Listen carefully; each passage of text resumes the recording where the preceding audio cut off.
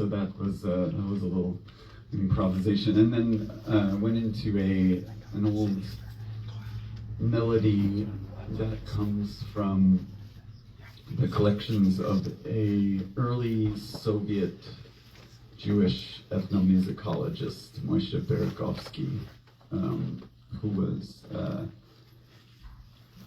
one of the very few people in the first half of the 20th century kind of doing ethnographic expeditions to collect Jewish folk music, songs, instrumental melodies, even like children's games and that involved dances and a lot of different kinds of music in Ukraine.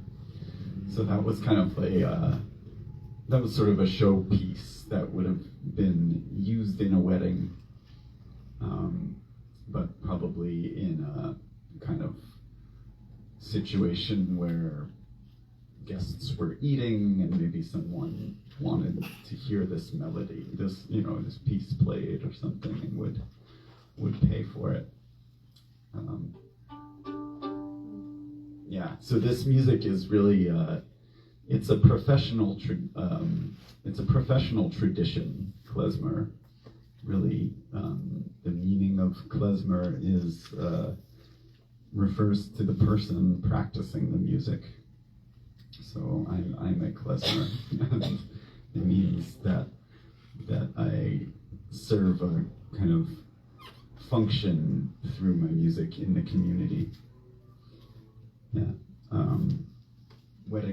Weddings traditionally are the big opportunity for a klezmer to perform their function, but also other festivals, various different holidays, other celebrations, and even kind of community dances.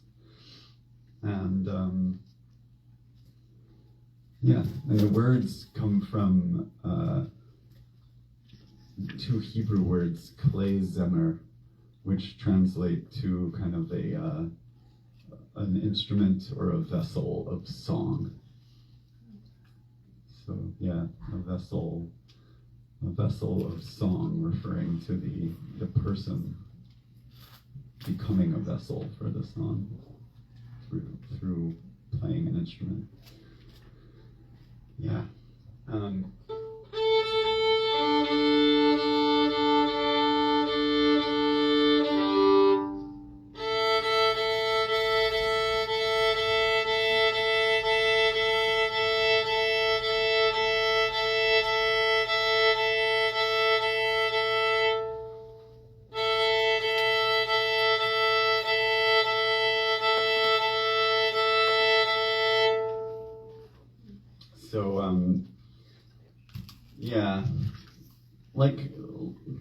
Like most Jewish culture, the influences are very, very broad, which is something that comes out of being a diaspora culture for many generations and many centuries.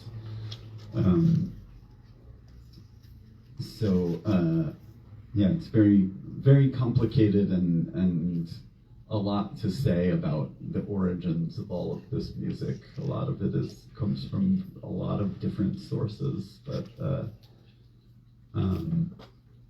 I've spent a lot of time in Romania, traveling in various different regions of Romania and living there for periods of time, and going to villages, finding old musicians who, some of them had played Jewish weddings before the Holocaust for their community and their villages, and remembered the music that was passed down through their family's profession. And and there's so much to say about it, but I recently released an album with another really, really beautiful klezmer violinist, Abigail Reisman, And this one melody that we put on the album is we learned from a Crimean Tatar fiddler, Nariman Asimov, who lives in Queens. And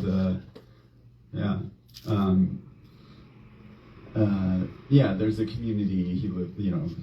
There's a community of Tatars there, and he plays for them. But when I heard this melody, immediately it was very. I mean, I didn't know the melody, and I've never heard any klezmer recordings of it, but immediately it was familiar to me, and it really speaks to. There's a ton of Turkish influence, of course, all over the Black Sea, where Crimea is, and where that culture comes from, but also through trade routes going from the Ottoman Empire up into Romania and into the Russian Empire, and this music spread all over Jewish Eastern Europe. So a lot of what we hear as klezmer music originates in Turkish tradition, Greco-Turkish world, and among other things, medieval German and Slavic influence, all kinds of things. But I thought I'd play this Crimean Tatar Turkish klezmer melody, and then we'll see where that goes.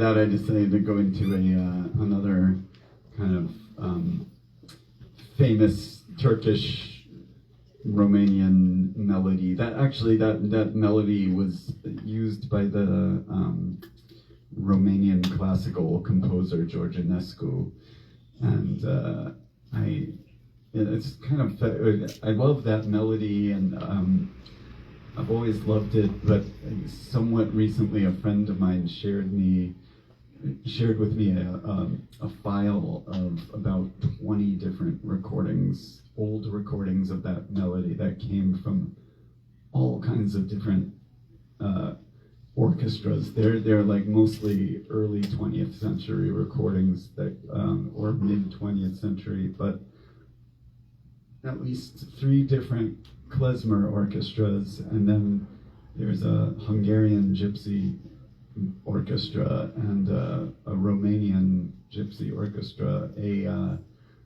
Turkish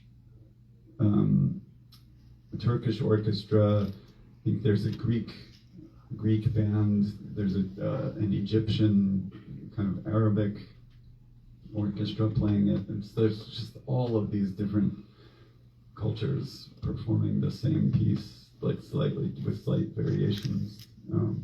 It's kind of like a beautiful sort of, just a beautiful shining illustration of how interconnected all of this music is with all kinds of different people.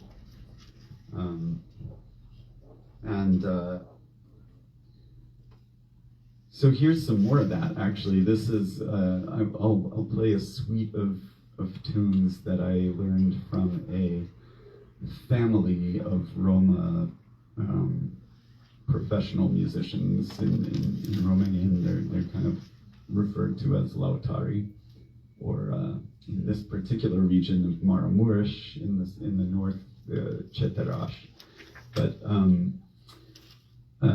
so Maramureș is a mountain valley region that is pretty remote and kind of lacking in any sort of precious resources to natural resources. I mean,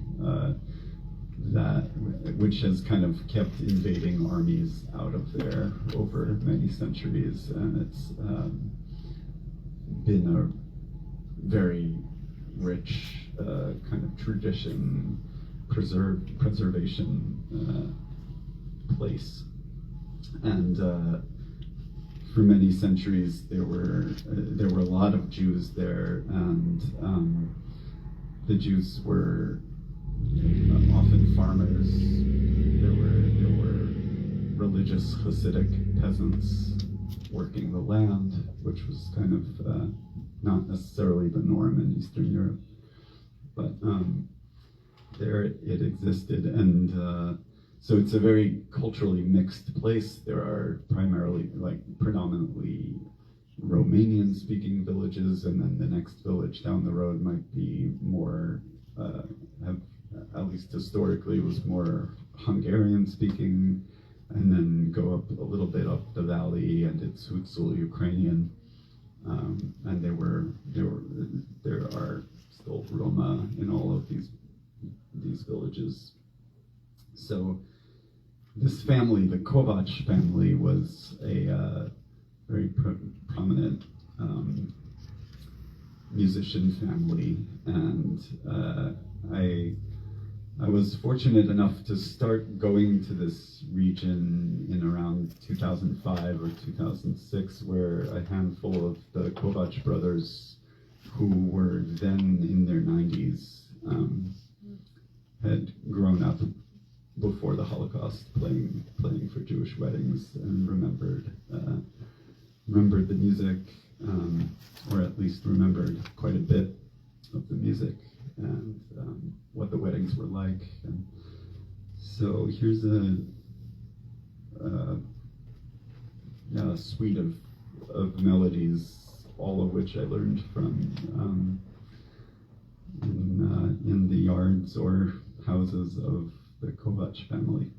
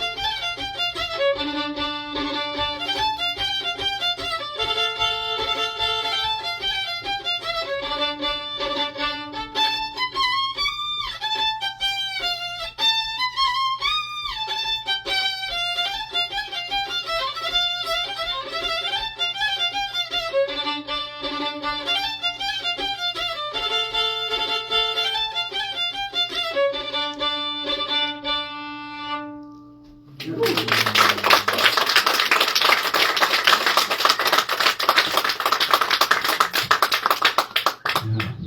thanks so much.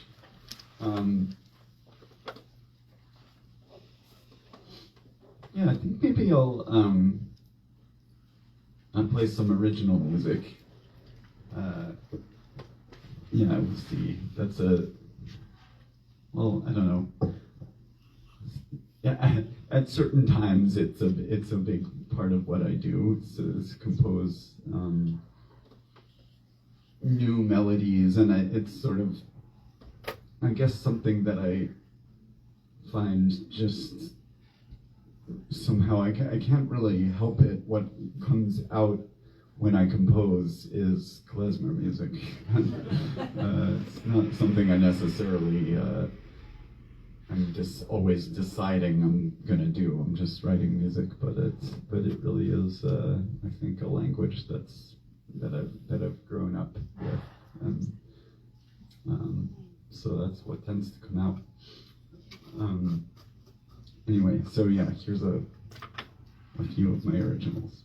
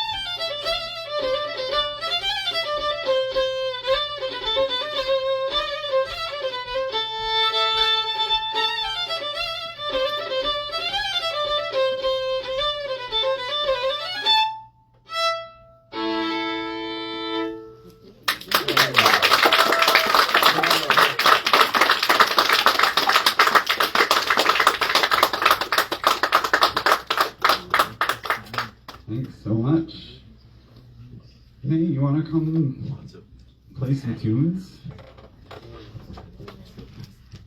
Yeah.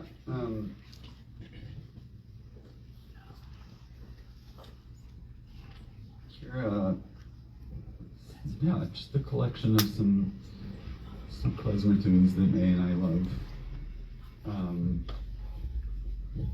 There's a lot of dance stuff. If you feel moved to dance, there's like not really room,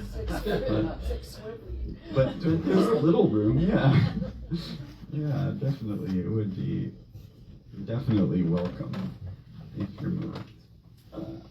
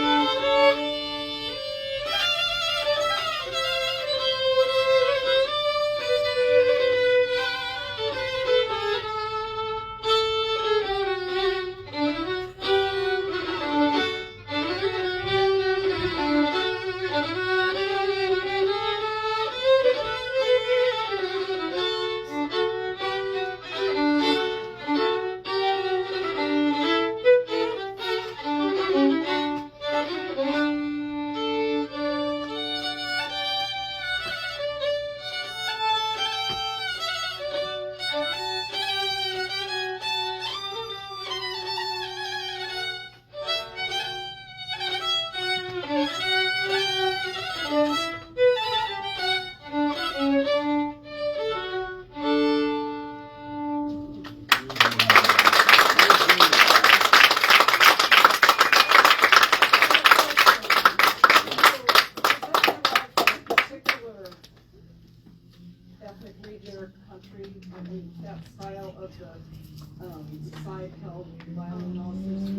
you mean just how I'm holding the fiddle? Well, that and also that particular rhythmic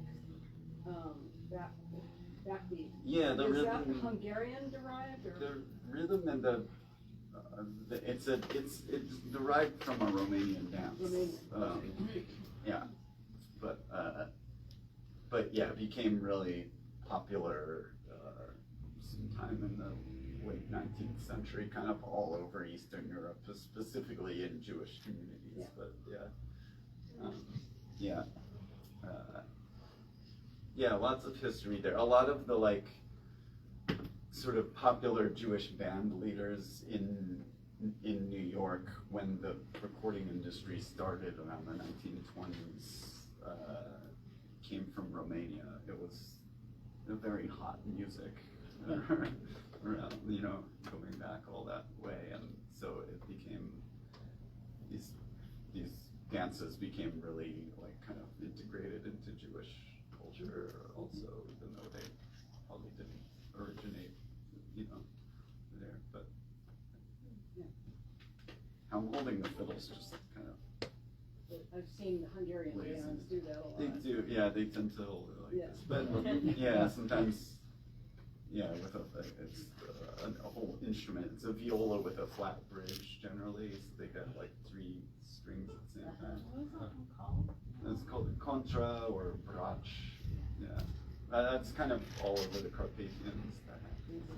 Yeah, it makes sense, you don't have to put your arms. Yeah, and you see Appalachian fiddlers sometimes play down here because they don't tend to shift. It's like if I were to have to play up here and then get back down, you can't. That's why you play the violin up here. But when I'm playing chords, I don't have to.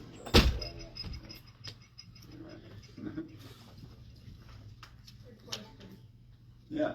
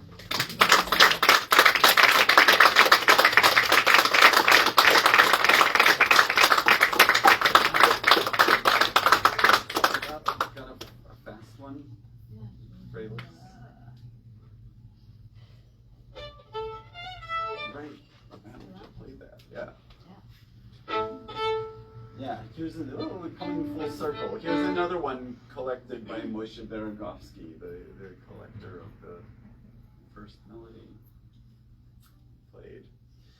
Yeah, here we go.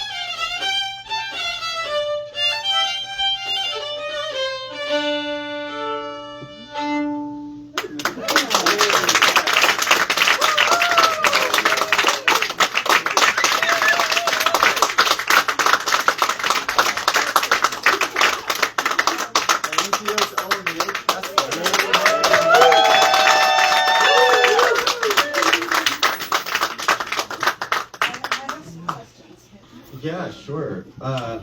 Is it question time? Maybe it's question time, but I thought I could just end with one more.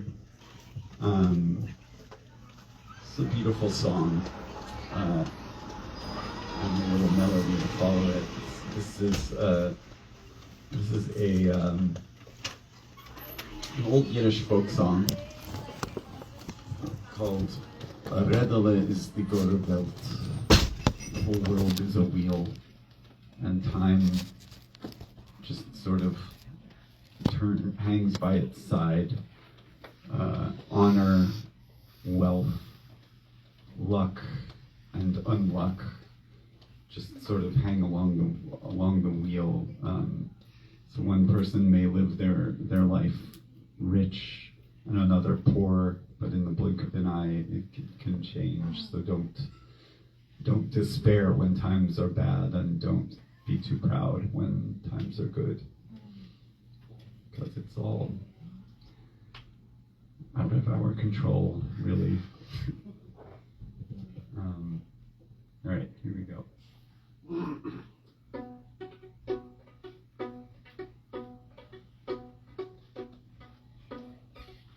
Redele is die gore Welt, gekatschet is die Zeit.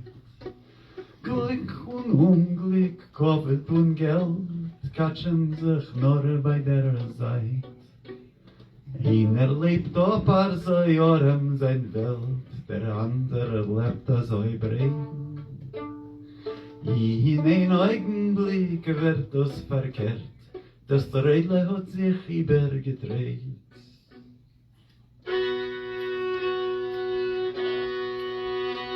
Stolzieren die Brüder mit der guten Zeit, bei der schlechte Fall mit der Rob. Glück und Unglück ist gar nicht weit, mit den Rädern beißt sich das ab. Tu nur a guck auf jeder Sach und nimm a primär von See. Was du erkennen von Arm bis Reich, es ist nur gewähnt in einem Dreh.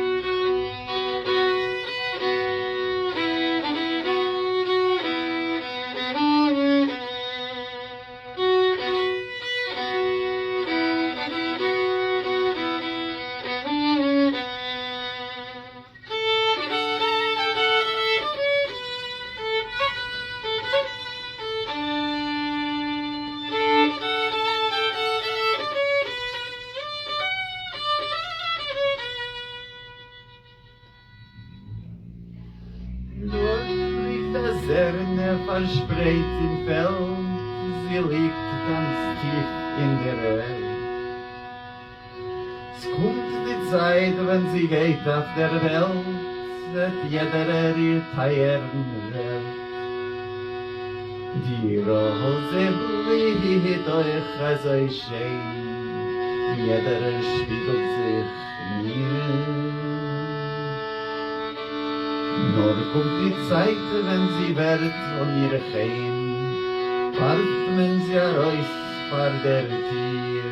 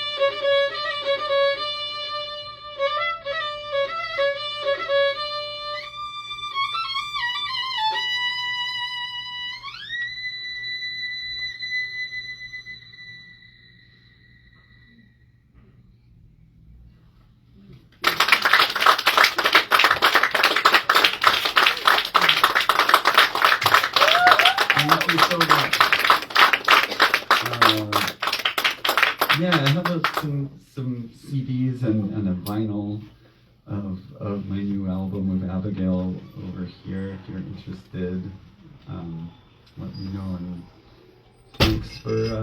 thanks for coming out. It's been wonderful to share this with you. And I also just want to say, if you didn't have cash to pay at the door, but you would like to donate, it's a QR code, and you can do so.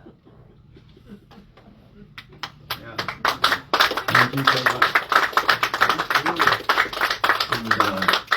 And I'm happy to sit on stage while you ask me questions if we want to do that. But we could also just kind of chat down here. So yeah.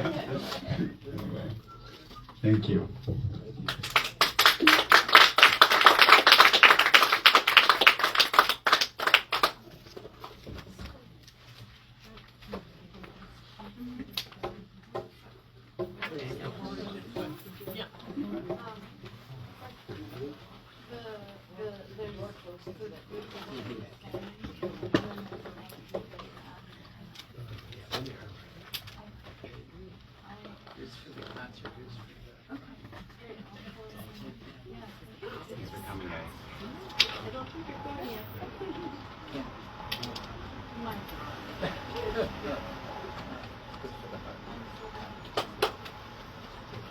Oh, yeah.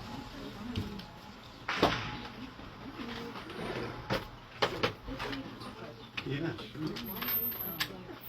Thanks for coming, guys. This is your This is my shop. Yeah. Cool. Right on. well, Yeah, basically. Yeah, Well, yeah. yeah, you're right. All right, you know. Yeah, yeah. I'm gonna see you. I'm gonna see you too right now. Hi. Oh, like right when you were texting me. Yeah. And I was like, in case you were wondering. Yeah. Yeah. Yeah. The first time I ever Right. Yeah, I mean, Well, set out it Wednesday. But Oh. where? I think I should do that. There were like Where are you living? Yeah, things are changing. And I can't come tonight.